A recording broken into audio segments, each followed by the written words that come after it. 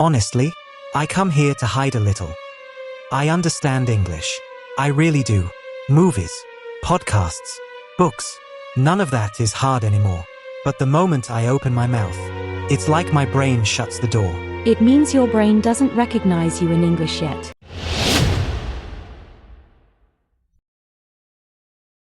Hi, Ethan?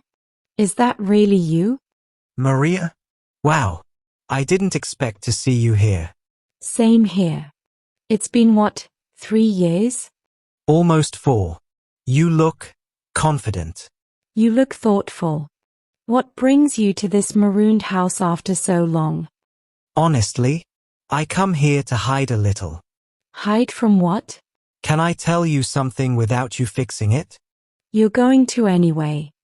I understand English. I really do. Movies, podcasts, books. None of that is hard anymore. But the moment I open my mouth, it's like my brain shuts the door. What happens inside your head right before you speak? Silence. Then panic. Then translation. And by the time I find the words, the moment's gone. That pause?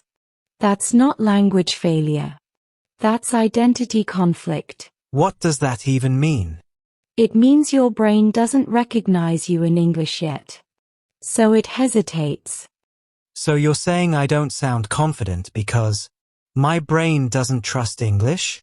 No. Your brain doesn't trust you in English. Big difference. I've studied this for years. Why would my brain still treat it like a stranger? Because you trained it that way. Think about how you learned English. You memorized rules. Translated sentences.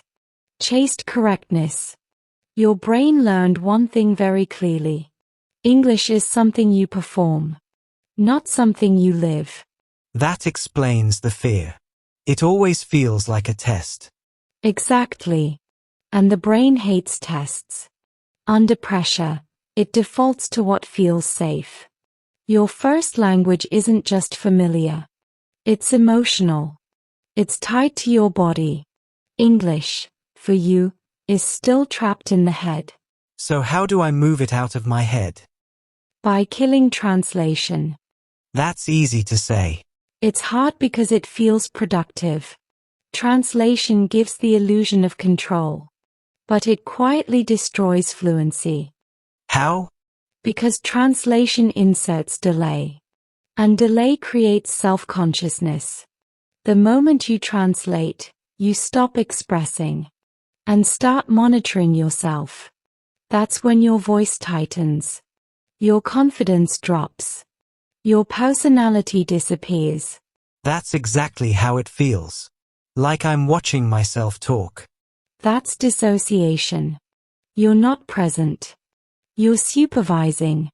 So what replaces translation? Association. Your brain must connect English directly to meaning, not to another language. Like vocabulary without translation? Deeper than that. When you hear apple, you don't translate. You see it, taste it, feel it. That's why that word is effortless. Now imagine English working that way for everything. Thoughts, emotions, actions. That sounds automatic. That's the goal. Fluency is automation. Then why does it feel like my brain resists it? Because automation requires exposure. Your brain becomes what it hears most. If English exists only in study time, it will never feel natural. So I need immersion? Yes, but not the dramatic version people imagine. Not moving countries. Not quitting your life. Just flooding your senses. With what? Sound. Your brain learns rhythm before it learns meaning. That's why you remember songs you don't fully understand. So passive listening counts? It rewires faster than active study. Play English in the background. While walking, cooking, cleaning. Don't force understanding. Let your brain relax into the sound. That feels lazy. It feels lazy because schools taught you struggle equals progress. The brain doesn't work that way. Comfort builds familiarity. Familiarity builds confidence. Okay, but even when I listen a lot, speaking still feels blocked. Because your mouth is untrained. Your ears improved. Your brain improved. Your mouth stayed silent. So what fixes that? Imitation. Not practice. Not study. Imitation. You mean shadowing? Yes, but not like a student. Like an actor. Like a parrot. That feels childish. Children become fluent faster than adults. That's not an accident. They copy sound without judgment. No grammar. No fear. So I shouldn't care about mistakes? Mistakes mean your mouth is moving. Silence is the real failure. When I shadow, I feel ridiculous. That's your ego dying. That's good. You're brutal. I'm honest. Your accent, your pauses, your stiffness. None of that is permanent. What's permanent is what you repeat. What about thinking in English? Everyone talks about that like it's mystical. It's not mystical. It's mechanical. Your mouth speaks what your mind rehearses. If your mind lives in another language, your mouth translates. So I need to change my thoughts? Not big thoughts. Daily ones. Where's my phone? I'm tired. This is annoying. That looks good. Those thoughts already exist. Just change the language. Even if it feels fake? Especially then. Identity feels fake before it feels natural. That explains why I feel like a different person in English. Because you are. Right now, English you is underdeveloped. Quiet. Cautious. Apologetic. I hate that version. Good. Hatred creates urgency. So how do I build a stronger version? By speaking, even when no one is listening. Talking to myself? Every fluent person does. They just don't admit it. It feels strange. So did riding a bike. Your mouth needs repetition without judgment. 5 minutes a day. Out loud. No audience. No correction.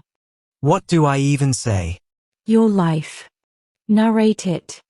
Argue with yourself. Encourage yourself. Reflect. That sounds like therapy. Language is identity therapy. And confidence? Confidence comes last. First comes familiarity. Then comfort. Then expression. Confidence is a side effect. You make this sound inevitable. It is. If you expose your brain, train your mouth, and shift your identity, fluency isn't a goal anymore. It's a consequence. So I'm not broken. No. You're just trained wrong. And if I actually do this? One day you'll notice something unsettling. You'll respond before translating. You'll joke without planning. You'll disagree without fear. And that's when you'll realize English stopped being a subject. It became a place you live. That's what I want. Then stop trying to sound fluent. Start letting English exist in you. Quietly. Daily. Without permission. Exactly.